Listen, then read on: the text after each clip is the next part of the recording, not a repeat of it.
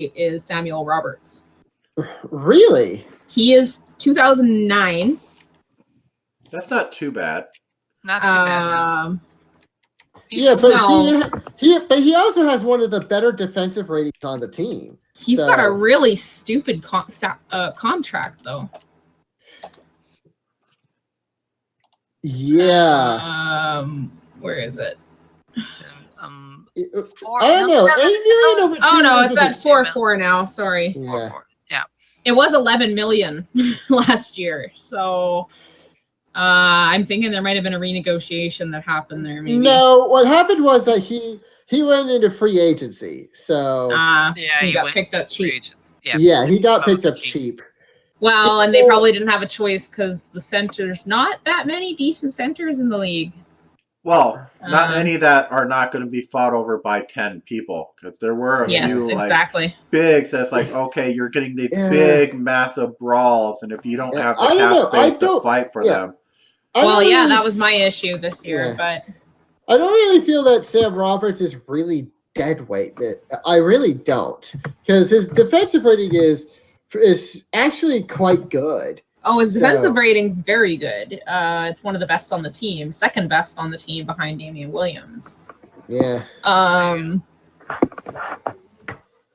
But I don't even like Damian Williams probably shouldn't have that good of a defensive rating because he's a guard forward. He's a swingper, so it kind of doesn't make sense. If you're getting a lot of I'm looking at Joey Cox. Sorry. Someone who's getting a lot of steals will also have a good defensive rating. Okay. Yeah, because Joey Cox is at a 91 defense, and Samuel Roberts is at 91.3. Yeah, I'm really not seeing. I don't think Baltimore really has a lot of things to work on. They're major. Few chinks in the armor, but they're working out the bugs. Is what they're at right now. They're working out the bugs, and it's actually working out really good in their favor right now. But yeah, they've got a team that's... J Wolf has pretty much said he doesn't care if they get knocked out first round. He just wants them to at least make playoffs. Yeah. They've got a chance at it. At the rate they're going, I can definitely see, especially if they focus their boost on improving their team's offense, then I can definitely see them squeaking in at the bottom of the thing and probably getting eliminated first round because they don't have any real strong. If they don't squeak in, I think they'll end up with a tied record with an equal team and just get like nudged out by their individual records. I'm honestly gonna go out on a limb and maybe throw them a bone. They might make the playoffs. They might make second round, but then get knocked out. Yeah. It's still a might. If they make second round, it'll be like the one time Spokane did it, where they went up and just barely edged out the first seed. Yeah, but looking at their division, I don't know, probably second in their division. As long as Pittsburgh can pull their socks up, which they probably won't at this rate. Yeah, but no. I think that Baltimore, even despite its ricketiness, it will at least make the playoffs. I'm fairly confident in that. They just need to find a way to deal with fucking Joey Cox, and that's the big priority. It takes one player like that to really screw up a team. I remember when I coached Bangor and we had oh Lord, I can't even remember his name. He's long retired now, thank heavens. But he still had like a $30 million contract. He was like 12 years in the league, and he was totally useless. Barton Rouge? No, it wasn't Barton Rouge. No, it couldn't have been Barton. It was an Impala. I can't remember his name. I don't remember him. Nor do I. Anyway. Yeah, he's been out for a few years now. But yeah, I think we pretty much covered Baltimore from head to toe. Yeah, I think we've got Baltimore covered. I mean, that's the biggest thing is they need to work on boosting their offense, and then they should do even better than they're already doing. Yeah. So now let's get some voodoo up in this bitch. Anybody got some fucking Cajun food? No, but I got a couple hex dolls, some pins and needles, and good, because we're gonna need him. I've got Tanya's boyfriend. Does that count? Considering she's like their star player now. This is definitely a team that is not doing. What is up with that? Because she did like horrible. Well, she didn't do horribly on Hawaii, but she didn't do that well. I think it might have been that she finally had a little more room to stand out in this case, because it's like Probably. you look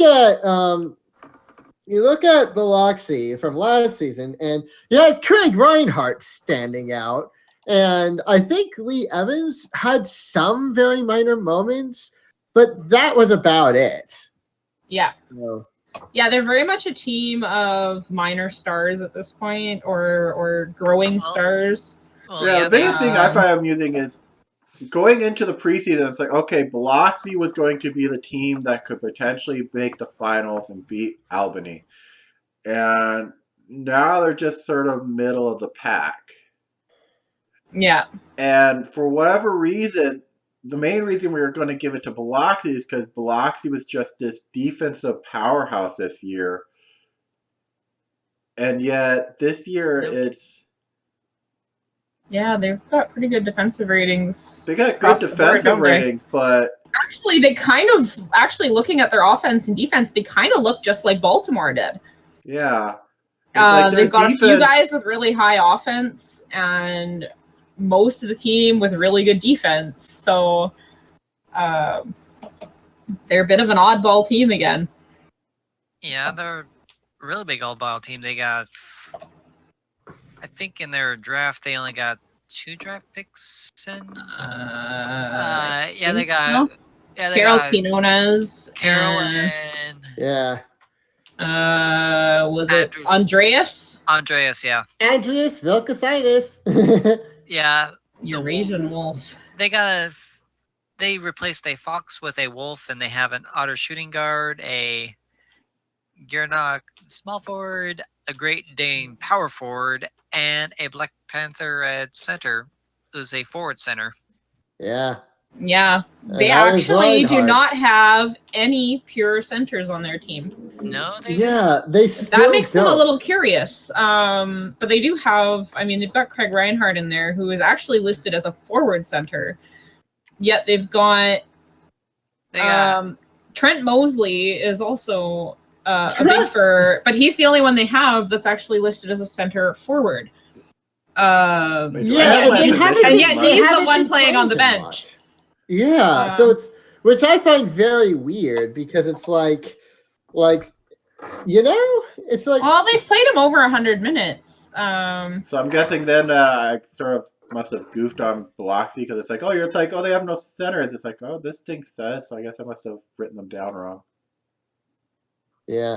Wait, Josh Green is not a center, good sir. What are you talking about? Not Josh Green. No. You're talking about Michael Porter. Yeah. Yes. Yeah, but... Let's see, their big furs are Michael Porter, Trent Mosley, and Craig Reinhardt. Wait, is Josh Green a center?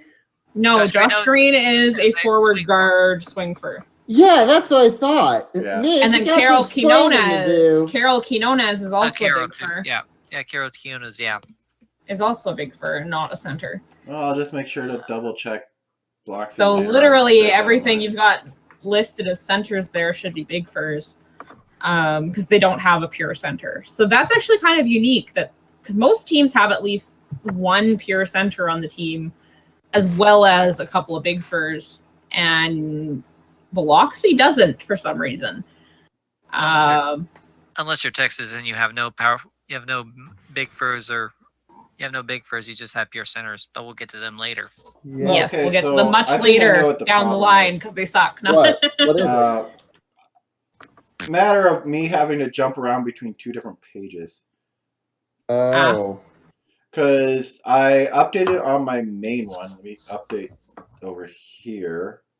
In which case these numbers might... The ones that are blank are ones that's like they were added to the team after I went through and did all that, and I just haven't gone and updating it yet. Okay. Yeah. So you need to get on that. Yeah.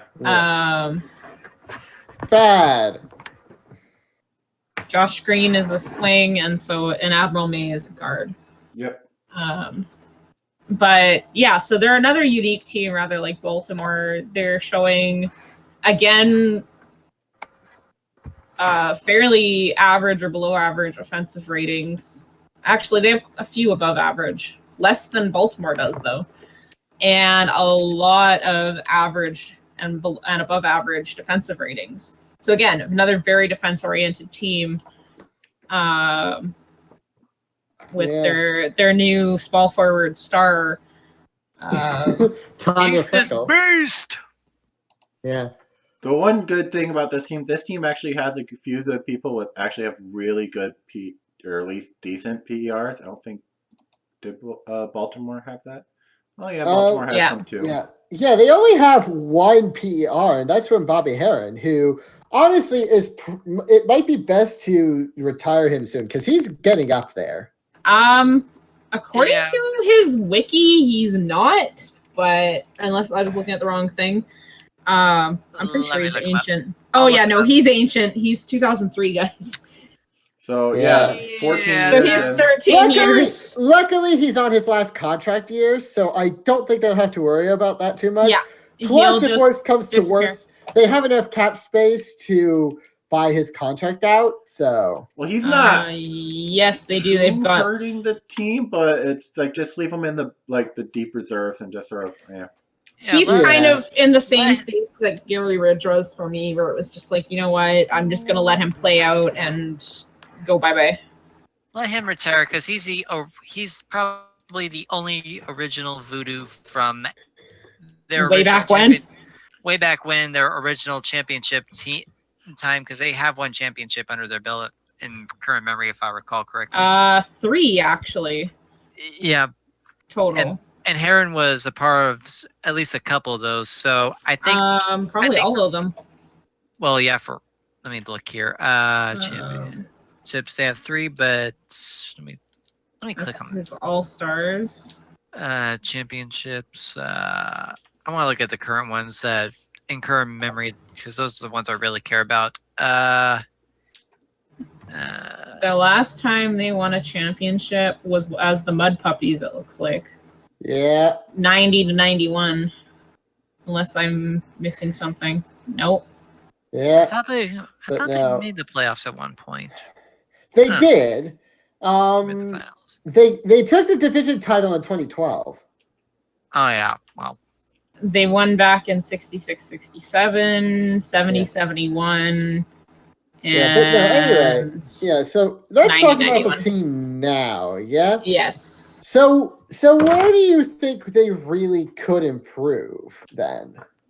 Again, I think they're a team that'll benefit from improving their offensive ratings in the boost to come. I think they definitely could maybe put maybe give Ryan Thatcher some time instead of Bobby Heron, because Bobby Heron is old, whereas how old is? I don't think Thatcher is that old. Thatcher's not terribly old, but he's a few years in the league, I'm pretty sure. Yeah, he's had a few years in the league. The biggest issue with Thatcher is I believe he's a CCAT character. Nope, Darren Zaris. Thatcher was drafted in 2009. So he's 7 years. Yeah, not as bad as Bobby Heron. So I think maybe that's the best place to start then. I would say even if they moved up Carol Quinones, who is a rookie, as long as she's not injured. I don't think she is. I think Quinones or Josh Green even. Hang on. Yeah, they have a lot of players that's like not very much. Yeah, she hasn't been injured yet. They should. Yeah, start with either Thatcher or Quinones. I would move Carol Quinones to Bobby Heron's spot, bump Bobby Heron down to deep reserves, maybe even bump Admiral May down, except they don't really have a guard to replace him. So I don't think Admiral May is all that young either.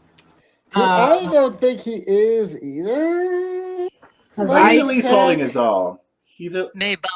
I would say bump Green up because he was drafted in 2014 and he was picked number 23. Yeah, his career started in like 2009, so he's about the same as age. Ryan. Same as Ryan.